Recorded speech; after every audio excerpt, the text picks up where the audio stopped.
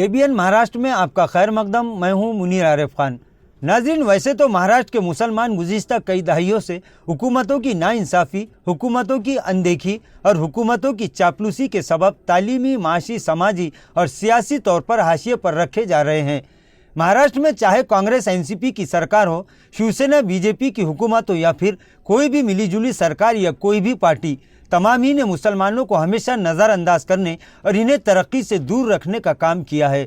मुसलमानों के गिने चुने लीडरान जब भी इनका मन चाहता है, जब भी इनका कुछ सियासी मकसद होता है या फिर चाहे इंतखाबात का मौसम करीब आता है, तो मुसलमानों के ये सियासी लीडरान अपने समाज के मसाइल पर आवाज़ उठाते और सड़कों पर उतरते और एहतजाज करते दिखाई देते हैं। हर मर्तबा मुसलमानों के अहम और संजीदा मसाइल को लेकर ये सियासी लीडरान जो जिम्मेदारी अदा करते हैं वो महज कागजी होती है, यानी इनकी पहुँच महज मुतालबाती मेमोरेंडम तक महदूद है।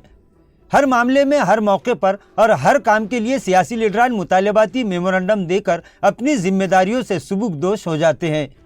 मराठा समाज हो, ओबीसी हो या फिर धंगर समाज के साथ साथ कोई और समाज, इस वक्त सब हुकूमत की मुख्तलिफ स्कीमात का फ़ायदा उठा रहे हैं। हुकूमत की मुख्तलिफ तरक्याती स्कीमों को इस्तेमाल कर रहे हैं और ये लोग रिजर्वेशन का भी मुतालबा कर रहे हैं, जो इनके और इनके समाज के लिए बेहद और निहायत ज़रूरी है। वहीं मुसलमानों के लिए ऐसी कोई खुसूसी स्कीम किसी भी हुकूमत की जानिब से आज तक सही मानों में शुरू ही नहीं हुई, जिससे महाराष्ट्र का मुसलमान कुछ हद तक इस्तेफादा हासिल कर सके। महाराष्ट्र की यूपीए सरकार ने महाराष्ट्र के मुसलमानों को खुश करने और इन्हें अपने कूठे से बंधे रखने के लिए मौलाना आज़ाद फाइनेंस कॉरपोरेशन कायम किया था, लेकिन इससे भी कितने फीसद मुसलमानों ने इस्तेफादा हासिल किया ये खुद हुकूमत और मुसलमान भी अच्छी तरह से जानते हैं। और बस बराए नाम ये कॉरपोरेशन का क़याम अमल में लाया गया था। हद तो यह है कि मुसलमानों को उनके मसाइल में इतना उलझा कर रख दिया गया कि न मुसलमान और न ही उनके लीडरान हुकूमत से अपने समाज के लिए फ़ायदेमंद स्कीमात का मुतालबा करते हैं। बस रो धोकर गुज़िश्ता 70 सालों से सिर्फ एक ही मुतालबे में मुसलमानों को मसरूफ़ करके रख दिया गया, और वो है मुस्लिम रिजर्वेशन का मुतालबा। और ये मुतालबा मुल्क की आज़ादी के बाद से आज तक हवा में लटका हुआ है। इससे हटकर कोई ऐसा मुतालबा हुकूमतों से आज तक नहीं किया गया कि जिसके सहारे महाराष्ट्र के मुसलमान हुकूमत की स्कीमात से फ़ायदा हासिल कर सके।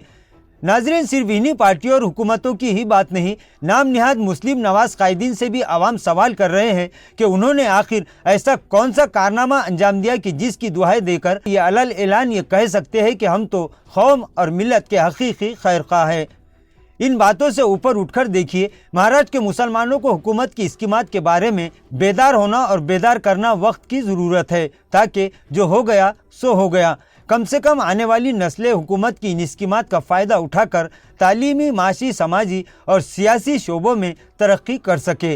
दूसरी तरफ मराठा, ओबीसी और धंगर समाज के रिजर्वेशन के मामले ने पूरे महाराष्ट्र में वावेला मचाया हुआ है। जिधर देखो इन समाजों के लोग और इन समाजों के कायदीन और नेताओं के साथ साथ हुकूमत और हुकूमत में शामिल तमामी मंत्री, संतरी, आमदार, खासदार और हर कोई इन्हीं मुद्दों पर बात करता और बहस करता दिखाई दे रहा है। लेकिन इन सारे शोर शराबे में अगर किसी समाज की आवाज़ दबती दिखाई दे रही है तो वो है मुस्लिम समाज की आवाज़। नाजरीन, कौम और मिल्लत के गिने चुने लीडरान को छोड़कर हुकूमत और कोई भी छोटा बड़ा नेता मुसलमानों के इस अहम और संजीदा और दस्तूरी और जमहूरी हक के बारे में ज़बान खोलने के लिए तैयार नहीं है, और समाज की निगाहें अपने नेताओं पर टिकी हुई है।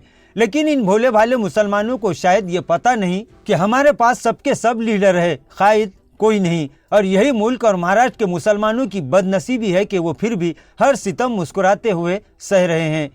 बल्कि इनका एक ही जवाब है कि लीडरान जैसे भी हो वो मुसलमान है, बस इसीलिए इन्हें हर हाल में निभाना है। खैर, देखते हैं कि कब तक लीडरान और हुकूमत इसी तरह हुकूमत में शामिल मंत्री और संतरी मुसलमानों को इसी तरह सियासी तौर पर इस्तेमाल करते रहेंगे, और कब तक इनके साथ नाइंसाफ़ी की जाएगी, क्योंकि एक मौका सबको ज़रूर मिलता है। इंतज़ार कीजिए, कोशिश कीजिए और जद्दोजहद कीजिए। हो सकता है कि एक दिन ऐसा ज़रूर आएगा कि हम अपने जायज़ मकासद और हुकूक को हासिल करने में कामयाब ज़रूर होंगे, और हमें मिले या ना मिले मुस्तकबिल में हमारी नस्लें इससे ज़रूर इस्तेफ़ादा हासिल करेंगी। नाजरीन, आज के लिए बस इतना ही। कल फिर मुलाकात होगी कुछ नई खबरों के साथ। तब तक के लिए मैं मुनीर आरिफ खान आपसे इजाज़त चाहता हूँ। अल्लाह हाफिज़।